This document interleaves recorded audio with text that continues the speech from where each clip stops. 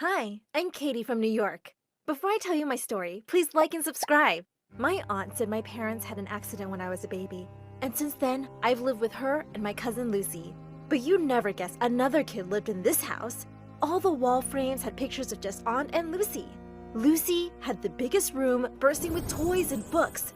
Lucy had so many clothes, she had another room as a closet. And me? Well, I lived in the attic with her hand-me-downs. But I didn't care. All I ever really wanted was for Aunt to love me like she loved Lucy. So I did whatever Aunt asked me. I served her breakfast in bed, polished her shoes, painted her nails, but somehow she was just never happy.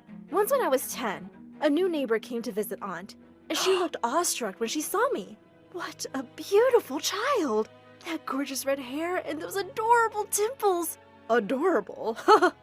They're just dents in her face.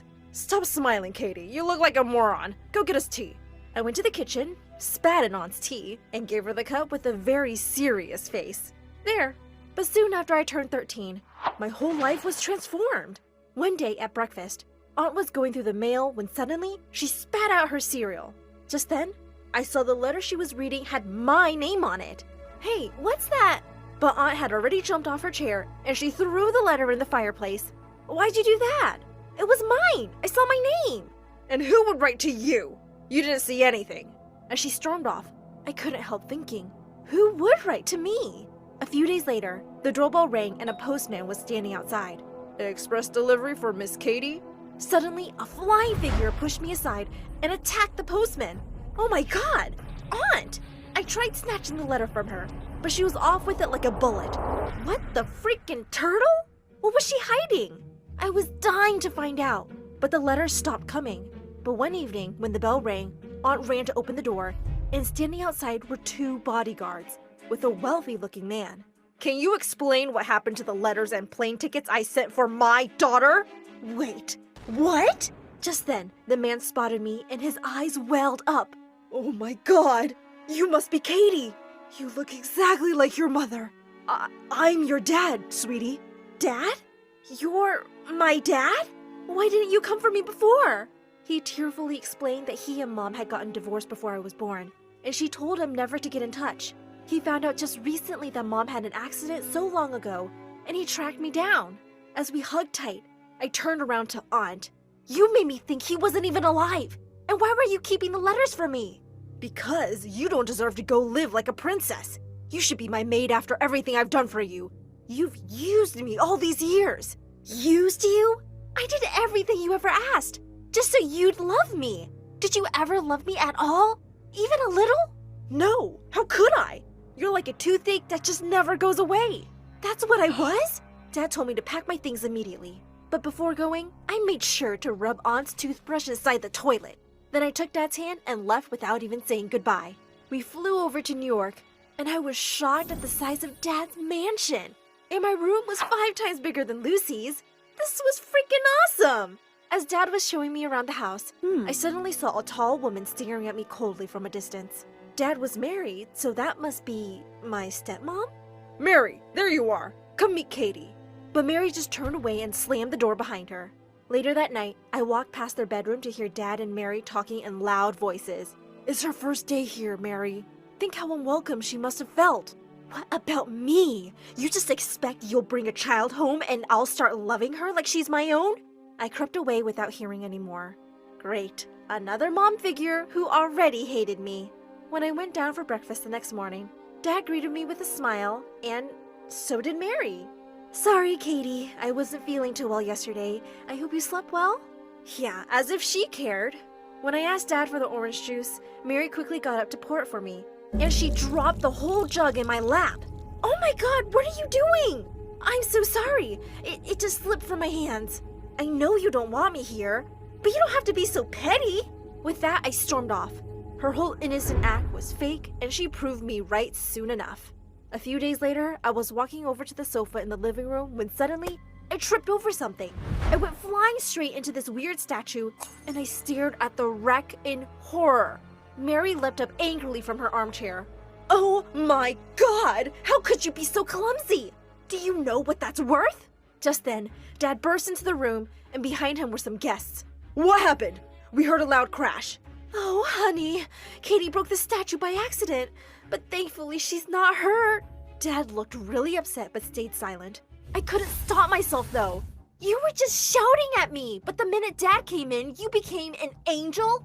What? No, I was just shocked. I didn't mean to shout. Stop acting, Mary. You just want me to look bad in front of Dad.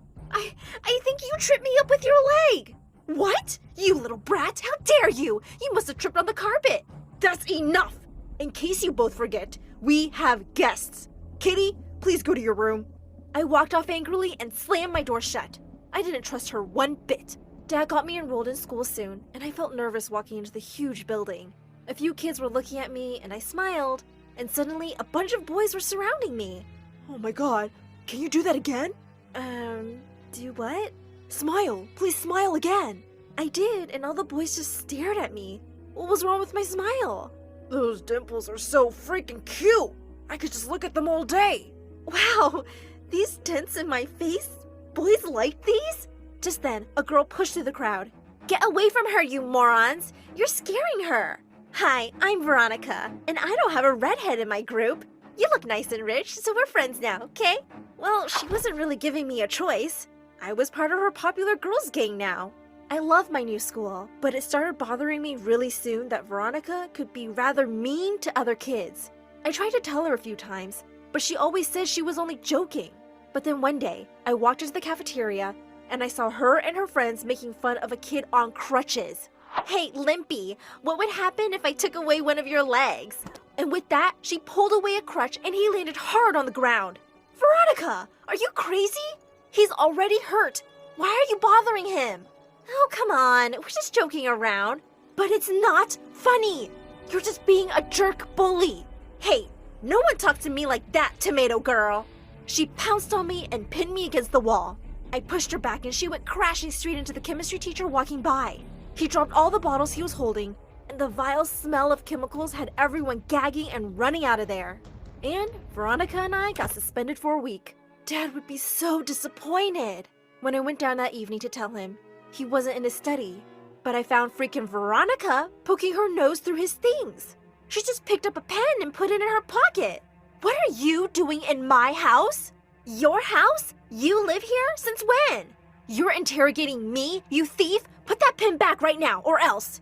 Or else? What does that even mean? I leapt at her, trying to reach her pocket as she fought back and screamed. Suddenly, we were pulled apart by Mary and another woman. This witch attacked me! She's the one who got me suspended too, Mom! Katie, Veronica is my guest. Her mom and I are friends. What's going on here? I guess I just have better taste in friends than you. I brushed past her and stormed off. Of course Mary was friends with awful people like herself. A few days later, Dad was away on a business trip, and someone quietly opened my door at midnight. To my surprise, it was Mary, with a hand behind her back. What do you want? Your dad told me it's your birthday, and I just came to say, well, happy birthday. She stepped forward with a cake with candles on it. I never had a birthday cake before. I thanked her awkwardly, and she sat down on the bed. Katie, I think we got off on the wrong foot, and I'd really like to start over. Maybe we can get to know each other better? She looked really sincere, and I wondered if I'd judge her too quickly. Yeah, I think I'd like that, Mary. We started hanging out more, and I found myself actually liking her. She took me to lovely cafes, shows, and galleries around New York. She had the best taste in clothes, and shopping with her was so much fun. And soon after Dad returned, Mary threw me the most amazing birthday party ever. It was the best day of my life. A couple of months later, there was a dance in school, and I'd been asked out by this new boy who had all the girls drooling. That evening, I wore a gorgeous dress Mary had picked out for me. She'd even done my hair and makeup. I received so many compliments, and my date just couldn't keep his eyes off of me. We were slow dancing to a song when suddenly, someone pulled the back of my dress really hard, and I heard the fabric rip. Oh my God! I turned around in horror to see Veronica grinning and holding part of my dress, but everyone was staring at my back, at a long, ugly scar. I'd had it since I was 7, when I fell down the stair once. Look, Marcus, look at that disgusting thing on her back. It's like she's freaking Frankenstein. Suddenly, I leapt forward and slapped her hard. The only monster here, Veronica, is you! I ran out in angry tears and got into my car. I didn't care if anyone knew about my stupid scar. But the only person who could have told Veronica about it was Mary. She'd seen it when she was helping me try on a dress one day.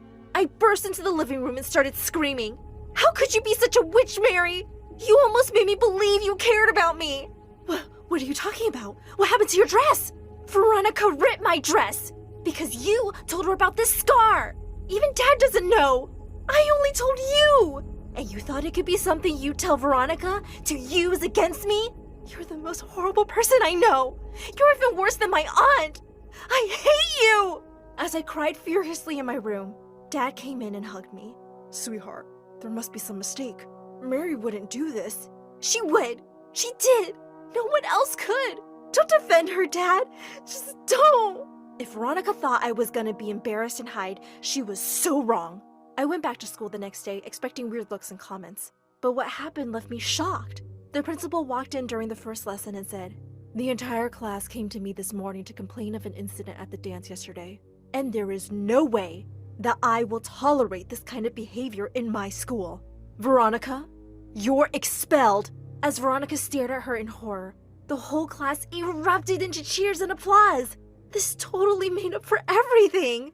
And when I got home that afternoon, I heard screams from the living room. It was Veronica's mom. No one had been spying on Katie. Your stupid maid saw her scar one day and told us. And so what? My daughter played a harmless little prank and now she deserves to be expelled? Her entire future destroyed? All because of that stupid, disfigured, red-haired witch? Don't you dare talk like that about my daughter! And with that, Mary punched her. Get out of my house. You are not welcome here, ever! As the butlers led her out, and she went screaming, Mary suddenly saw me, and I started to cry. I'm so sorry, Mary, for thinking it was you. I've had a hard time believing you could really care for me. I heard you the first day. You said you couldn't love me like your own, and I guess I've been scared to love you, in case you didn't love me back. Oh, darling, I said that, yes, because I couldn't love you right away. It was also new for me, too. I've never been anyone's mom, but I've tried so hard to get to know you and love you, and I really do now, Katie. I love you. You're my daughter as much as your dad's now. I love you too, Mom.